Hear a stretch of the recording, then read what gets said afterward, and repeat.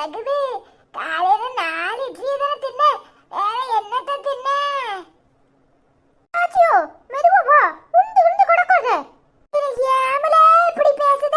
உளுந்து கிழிந்து கிடக்காத, நீயே நம்மள வச்சிருவ போல இருக்க. அம்மா ஐயா ஐயா முருகா, இன்னைக்கு வெத்தரையில மைய போட்டு பார்க்கணும். என்னத்துக்கு இப்படி வயித்த கலக்குது? யாராவது எனக்கு எதையாவது பண்ணிட்டாவளான்னு தெரியணும். வயித்த கலக்குறதுக்குலாமா வெத்தரையில மை போட்டு பாப்பாவோ? அது ஏமல கேக்க? எனக்கு வேண்டாதவோ என்னத்தையாவது பண்ணிருப்பாவோ, அதான் இப்படி கலக்கு கலக்குன்னு கலக்குது. நேத்து இந்த சுப்பம்மா கிட்ட சண்டை போடும்போதே நினைச்சேன், பெரியல போவா எனக்கு செய்வனைய வச்சிருவான்னு. இப்பதானே தெரியுது, கலக்கிற கலக்குல எனக்கு கதி கலங்கி போகுது. அப்பா 7 தடவை போயிட்டேனே, நிக்காமல போகுது. அவதான் செய்வனைய வச்சு போட்டான்னு நினைக்கேன்.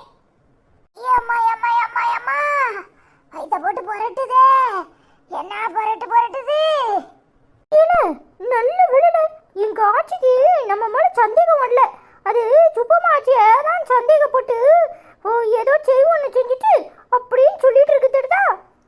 ஆமாடி, சூப்பர்ல. சுப்பம்மா ஆட்சி மேல பழைய போட்டு நாம தப்பிச்சிருவோம் சரியா? ஆமால. அட பாவி பேவடேடா, நான் இங்க வயித்த கலக்குதுன்னு அல்லவல பட்டுக்கிட்டு இருக்கேன். நீங்க 2 பேரும் அங்க என்னத்த பல்ல காட்டிக்கிட்டு இருக்கீங்க?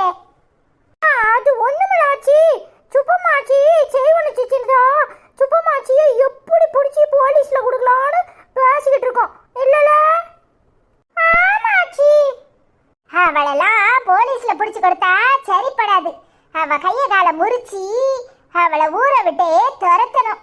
எனக்கெல்லாம் செய்வனைய வச்சு போட்டா அம்மா என்ன கலக்குது, நிக்காம போகுதே.